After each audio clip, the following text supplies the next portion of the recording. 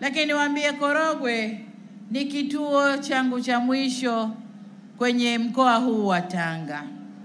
Lakini ndugu zangu wa Korogwe, mmenifanya nisiwe na maneno ya kusema kwa send off hii mlionifanyia. Hii ni send off ya heshima kubwa. Nilijua nitakuta watu wachache niagane nao, lakini kwa send off hii sina maneno ya kusema.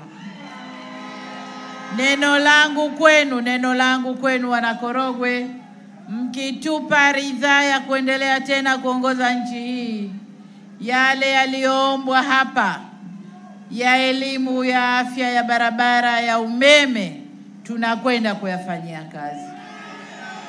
Lile moja la halmashauri, lile ni ombi maalumu, litachakatwa pamoja na maombi mengine tulioyakusanya nchi nzima. Korogwe oye! Mimi ni waombe tarehe 29 mwezi ujao, 29 mwezi ujao wa 10, wote Mwenyezi Mungu atuamshe salama, na wote kwa pamoja twendeni kwa pamoja. Kama ni balozi, toa watu wako twende kwa pamoja. Kama ni mkuu wa eneo, toa watu wako twende kwa pamoja.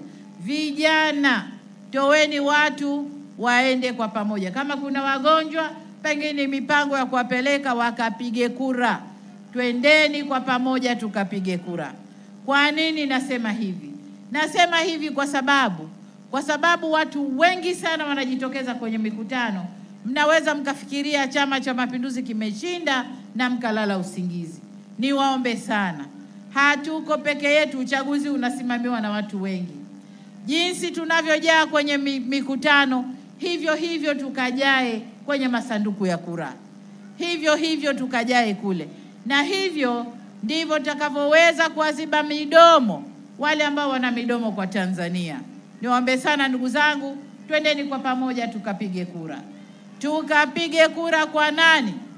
Kwa mgombea urais wa Jamhuri ya Muungano wa Tanzania ambaye ni mimi nazungumza hapa. Lakini kwa wabunge wetu wa majimbo ya maeneo yenu,